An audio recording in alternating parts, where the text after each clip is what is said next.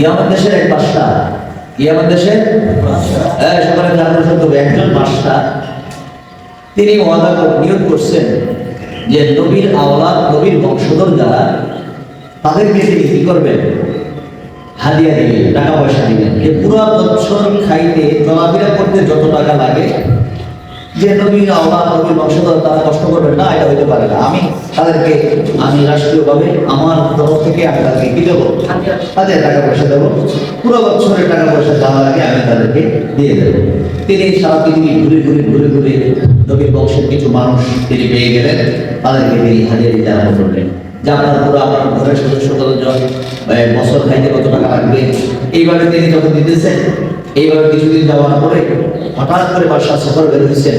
এমন সময় তাকায় দেখে রাস্তার পাশে একজন মদ্যপায়ী মদ পান করে পড়ে আছে, অথবা তাকে দেখে, তার ব্যবহার আচরণ দেখে বাদশার মনে মনে কি লাগছে? দাগ লাগছে। এই লোকটা এখানে বসে বসে করতেছে। এমন সময় তাকায় দেখেছে তিনি যাকে দিচ্ছেন ওই যে নবীর মহাব্বতে, নবীর বংশধর হিসাবে যাকে টাকা দিচ্ছেন, তাদের মধ্যে থেকে একজন। তাদের মধ্যে থেকে কি? তখন বাদশার মনে একটু কষ্ট লাগলো, জায়গায় বছর সবাই দেবো, কিন্তু সে যদি আবার আসে তখন তাকে কি করবো না? দিব না। এখন সময় মতো সবাই, যখন টাইম মতো সবাই গেছে, কারণ এখন 1-2 বছর দেওয়ার পরে সবাই তো জানে যে আমাদেরকে কি দিবেন, বাদশা আমাকে কি দিবেন? পুরা বছরের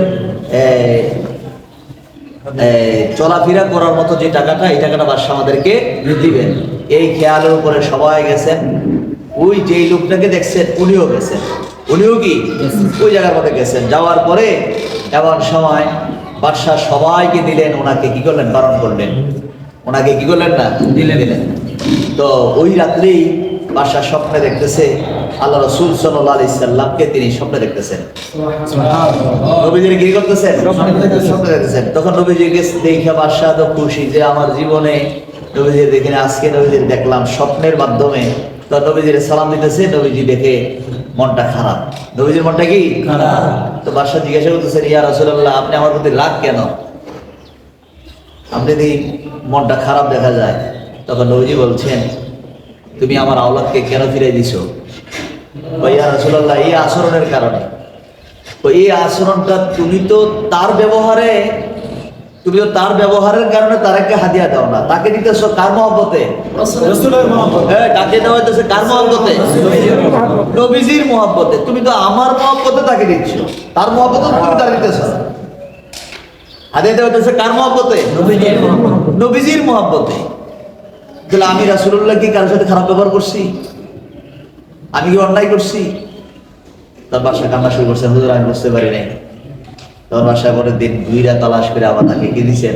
হাদিয়া দিয়ে দিচ্ছেন।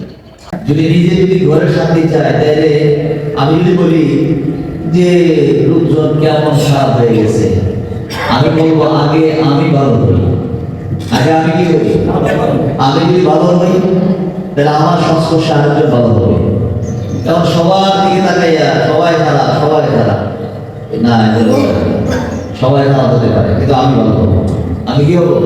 আমি ভালো হবো। যে আমার ব্যবহারের দ্বারা আরেকজন কষ্ট পাবে না, আমার আচরণে কষ্ট পাবে না, আমি কঠোর ভাষায় কথা বলবো না। আমি তো কথা বলতে পারি কোনো ভাষায়, আগে গালাগালি করতে পারি।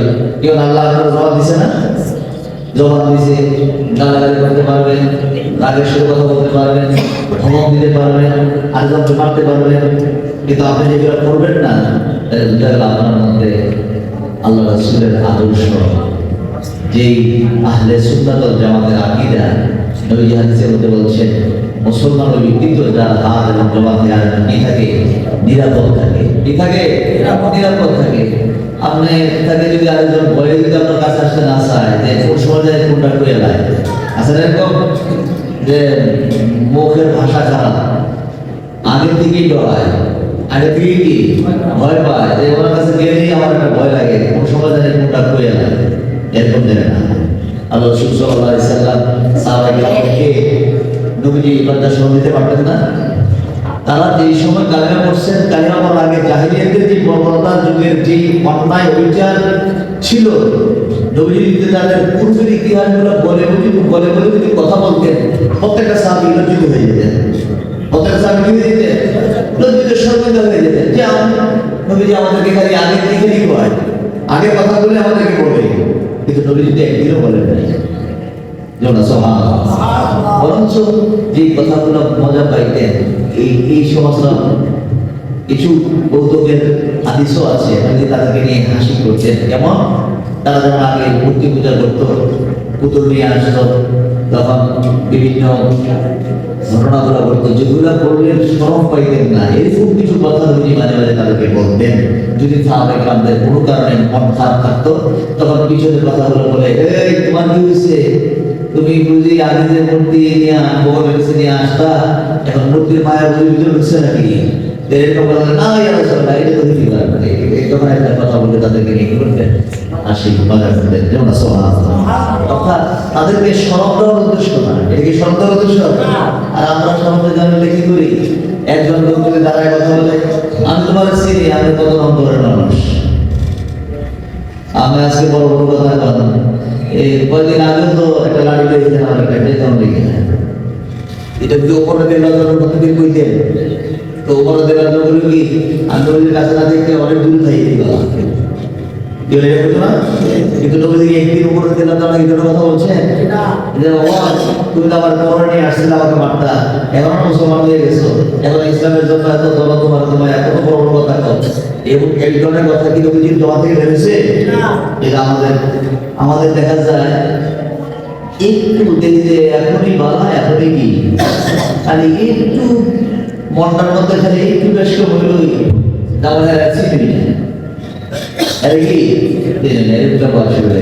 এই জন্য আমি বলবো নূরে মদিনা ছাত্র বাংলা একটা আদর্শ সংগঠন হিসেবে গড়ে উঠতে হবে। আমাদের মধ্যে থাকতে হবে উদারতা, আমাদের মধ্যে থাকতে হবে মায়া, মমতা, ভদ্রতা, শিষ্টাচার, সকল কিছু মিলিয়ে এই নূরে মদিনা ছাত্র বাংলা এই সংগঠন আল্লাহ যেন কবুল করেন। আমরা সকলে বলে আমিন। যাই হোক, আমি কথা লম্বা করবো না, যেহেতু প্রায় 12:30 বেজে গেছে। সাধারণত আমরা আজকে এই বারোবন্দি লাইলাতুল বরাতের মাধ্যমে লাগিয়ে দিয়েছি। এখন সবাই এই ক্লান্ত ভাব, আমাদের এই ছাত্ররা যারা আছে, এই কাকুরা সদস্য যারা আছে, প্রত্যেকেই সারারাত্র পরিশ্রম করেছে, যার কারণে প্রত্যেকেই অসুস্থতার মধ্যে আছে। এই সুস্থতা বলতে একটু রেস্ট নিতে পারলেই তারা সুস্থ হয়ে যাবে ইনশাআল্লাহ। আল্লাহ যেন প্রত্যেককে সুস্থতা নেয়, আমার দান করেন সকলে বলে আমিন। যাই এই নূরে মদিনা ছাত্র কাফেলা, আমরা চাই এখানে যারা আছেন প্রত্যেক জেলা অথবা প্রত্যেক উপজেলার অথবা গ্রামে, এখানে অনেকেই আছে আছেন না, এই যেহেতু আমরা স্বল্প পরিসরে, কেন এই সময় অনেকেই ব্যস্ততা, প্রত্যেকের মসজিদের মধ্যে প্রোগ্রাম থাকে, এরপরও অনেকেই আসছে। আমি আন্তরিকভাবে আপনাদের বরাবর কৃতজ্ঞ থাকবো। আল্লাহ প্রত্যেককে উত্তম উত্তম জাযা, আল্লাহ পাকের উত্তম নিয়ামত দান করেন সবাই বলে আমি। যার বিশেষ করে আমি চাই, আমি আজকে আমাদের যে আগের কেন্দ্রীয় কমিটি যেটা ছিল, আমাদের কেন্দ্রীয় কমিটি ছিল নূরে মদিনা ছাত্র কাফেলার কেন্দ্রীয় কমিটি, এটা আমরা আব্বাজান গঠন করেছিলেন। এটাকেই আমি আজকে পুনর্গঠন, মানে ওইটাই থাকবে, একটু লেড়ে চেড়ে একটু পুনর্গঠন করে দেবো। এটা আমরা মডিফাই করে দেবো। এটা এই আগামী 2 মাস, এটা শাওয়াল মাস, আজকে 15, রমজান এবং শাওয়াল, আমি চাই এই পুনর্গঠনের ভিতরে এই 2 মাসের ভিতরে তাদের কার্যক্রম এবং তারা কিভাবে মাঠে কাজ করতেছে এবং উপজেলা এবং গ্রাম পর্যায়ে যদি 3 জন সদস্য হয় বা 2 জনই হয়, মনে করা আমার এই পাড়ায় যদি 2 জন লোক আমার এই ছাত্র কাফেলার সদস্য হয়, একজন সভাপতি, একজন সেক্রেটারি, এইভাবে সংগঠনগুলো তৈরি করতে হবে। এভাবে করতে হবে, যেমন আমার পাশে আছে, যেমন উত্তরপাড়া আছে, এই দিকপাড়া আছে, এরপরে মহতিকান্দা আছে, এই কামারপাড়া আছে, আমি আমার এলাকার থেকে চলে যাব, যেমন আমার আশেপাশে যারা আছে, এখানে যদি আমাদের সদস্য যদি 3 জন হয়, একজন সভাপতি, একজন সেক্রেটারি, আর একজন কোষাধ্যক্ষ, একজন সাংগঠনিক সম্পাদক, এইভাবে যতটুকু পারবে আস্তে আস্তে আমরা কি করবো, যে আমাদের তো লোক কম, 2 জন আর 3 জন না, 2 জন হলে 2 জন, একজনের সভাপতি, একজনের কি একজন হবে, একজনের সভাপতি। তাহলে আমরা এইভাবে সংগঠনটা যারা আজকে তাদেরকে দায়িত্ব দেবো, তারা তাদের মাধ্যমে আমি চাই সকলে মিলেমিশে উদার মানে, যে আমি যেমন একটা ছোট কথা বলা লাগে, আমরা যদি কাজ করি কিসের মহব্বতে, মদিনার জামাতের মহব্বতে, নবীর জামাত, মদিনার জামাত, এই জামাতের মহব্বতে আমরা কি করব? কাজ করব। আমার ব্যবহারে খারাপ হইতে পারে, আমি সংশোধন হয়ে যাব, চেষ্টা করব, আমি ভালো হব, কিন্তু আমি এমন আচরণ করব না যেটার কারণে মদিনার জামাতের কি হয়? সবাই বলতে হবে, মদিনার জামাতের কি হয়? এই আচরণ আমি করব। এমন আচরণ, এমন ব্যবহার, এমন আচরণ আমি কখনো করব না। এই জন্য আমাদের চলায় বলায়, ওঠায় বসায়, আচরণে, ব্যবহারে, কারণ প্রত্যেকটি মানুষের আচরণ একরকম না, ব্যবহারও কিনা একরকম না। তারপরও আমাদের মধ্যে আন্তরিকতা, ভ্রাতৃত্ববোধ এমনভাবে বাড়াই দিতে হবে, যেমন আল্লাহ রাসূল সাল্লাল্লাহু আলাইহি সাল্লামের কিছু কিছু সাহাবীর নাম যদি বলা হয়, বললেই বোঝা যায় যে তারা মনে হয় এমন 50, 60, 70, 80 জন সাহাবী সবসময় একখানেই থাকতেন, কি বল ঠিক না?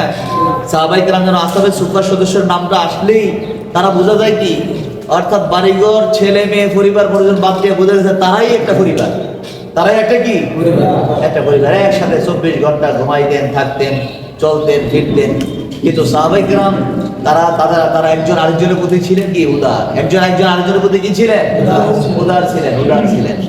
যেমন এক হাদিসের মধ্যে আছে, যে আগে সালাম দেবে সে আগে জান্নাতে যাবে, যে আগে সালাম দিবে সে আগে কি যাবে? যেমন ওমর রাদিয়াল্লাহু তাআলা সব সময় প্রতিযোগিতা করতেন আবু বকর সিদ্দিক রাদিয়াল্লাহু তাআলাকে আগে সালাম দেওয়ার জন্য, কি করতেন? প্রতিযোগিতা করতেন। যেই দিন হাদিসটা ওমর রাদিয়াল্লাহু শুনছেন যে আগে সালাম দেয় সে আগে জান্নাত যাবে, তো আবু বকর সিদ্দিক রাদিয়াল্লাহু তাআলা ওই দিনই একটু মনে একটু শিথিল হয়েছেন যে ওমর তো অনেকদিন চেষ্টা করছে আমার আগে সালাম দিতে, আজকে আমি ওমরকে সুযোগ দেবো, ওমর যেন আমার আগে সালাম দেয়, ওমর যেন আমার কি দেয়? আগে সালাম দেয়। এখন ওমর রাদিয়াল্লাহু তাআলা ওই দিনই সিদ্ধান্ত নিয়েছেন যে আমি আমার ভাই আবু বকরকে আমি এত পছন্দ করি, আল্লাহর জান্নাতে যাইতে গেলে আবু বকর আমার আগেই যাক, আবু বকর সিদ্দিক রাদিয়াল্লাহু তাআলা আমার আগেই কি জান্নাতে যাক, তাহলে আবু বকরই আমার আগে সালাম দেন, আমি বলেই দিই, কারণ আগে আবু বকর সিদ্দিক রাদিয়াল্লাহু আগে জান্নাতে যাক। এখন দুইজনে দুই সিদ্ধান্ত মনে নিয়ে আজকে আর সামনে দেখতেছেন, এমন করে এই মাত্র সামনে মোটামুটি কাছে চলে গেছেন। এই কাছাকাছি চলে যাওয়ার পর এমন সময় ওমর রাদিয়াল্লাহু তাআলা সিদ্ধান্ত, আবু বকর সিদ্দিক আমার আগে কি দিবে? সালাম দিবে। আর আবু বকর সিদ্দিক রাদিয়াল্লাহু তাআলার খেয়াল হলো ওমর তো সবসময় চেষ্টা করে আজকে ওমরই আমার আগে কি দেয়। এখন দুইজনের সালাম না দিয়ে একজন আরেকজনের চিন্তা, এখন দুইজনে খালি আগাইতে একদম কাছাকাছি হয়ে গেছে। আবু বকর সিদ্দিক রাদিয়াল্লাহু তাআলা সালাম দেয় না, ওমর রাদিয়াল্লাহু তাআলা কি দেয় না সালাম, একদম কাছাকাছি যখন হয়ে যাচ্ছে, গতি খালি চলে যাবেন, এমন আবু বকর সিদ্দিক রাদিয়াল্লাহু তাআলা সালাম দিয়েছেন। সালাম দেওয়ার পরে ওমর রাদিয়াল্লাহু তাআলা আবার আবু বকর সিদ্দিক সালাম দিয়েছেন। দুইজন নবীর কাছে গিয়ে বলতেছেন, আবু বকর সিদ্দিক রাদিয়াল্লাহু তাআলা নবীর কাছে গিয়া, ওমর রাদিয়াল্লাহু তাআলা নবীর কাছে গিয়া, দুইজনে গিয়ে নবীর কাছে বলতেছেন, হুজুর আমার ভাই আবু বকর জানি কি হয়েছে। আর আবু বকর সিদ্দিক রাদিয়াল্লাহু তাআলা বলতেছেন, আমার ভাই ওমরের জানি কি হয়েছে। কি হয়েছে? আমি চাইছি ওমর আমার আগে সালাম দেন, কিন্তু আজকে সুযোগ দিছি হ্যাঁ আমার আছে সালাম দেওয়ার জায়গা, যখন আমি সালাম দিছি এরপর আবার আমার সালাম দিছে। যখন ওমর রাদিয়াল্লাহু তাআলা বলতেছেন, ওমরের চোখের পানি ফেলে কাঁদতেছে আর বলতেছে, হুজুর আপনার যখন থেকে শুনছি যে আগে সালাম দিয়ে সে আগে জান্নাতে যাবে, এতদিন আমার মধ্যে একটা প্রতিযোগিতা ছিল আবু বকরের বরাবর, কিন্তু যেই মাত্র এই হাদিস শুনেছি আমার ভিতর থেকে ইতমিনান তৈরি হয়ে গেছে যে আমার ভাই আবু বকর আমার থেকে অনেক ভালো, আমার ভাই আবু বকরই আগে রাখা। তাহলে একজন আরেকজনের প্রতি কেমন মায়া মহব্বত, আর আমাদের মধ্যে এই মায়া মহব্বত যদি সৃষ্টি হয় তাহলে কি দ্বন্দ্ব থাকতো? আমাদের মধ্যে এই মায়া মহব্বত যদি সৃষ্টি হয় তাহলে দেখা যাবে একজন আরেকজনের প্রতি আন্তরিকতা মহব্বত দিন দিন কি হবে? বেড়ে যাবে। এই জন্য এই মদিনা জামাত, এই নূরে মদিনা ছাত্র কাফেলা, এটা অরাজনৈতিক সংগঠন। এই সংগঠন আল্লাহ যেন কবুল করেন, এই ছাত্ররা যেন একজন আরেকজনের কল্যাণ কামনা করতে পারে, ক্ষতি নয়। একজন আরেকজনের কি কল্যাণ, ভালো চাইবে। আমরা একজন আরেকজনের কি চাই? ভালো চাই। আমি নিজে ভালো থাকতে চাই, আমার ভাইকে ভালো রাখতে চাই। শুধু আমি ভালো থাকবো এমন না, আমিও থাকবো ভালো, আমার ভাইও ভালো থাকবে। আমরা সবাই ভালো থাকবো, আমাদের পড়শি যারা তারাও কি থাকবে? ভালো থাকবে। আল্লাহ যেন আমাদের সকলকে যেন সেই তৌফিক দান করেন। আমরা সকলে বলি আল্লাহুম্মা আমিন। এখন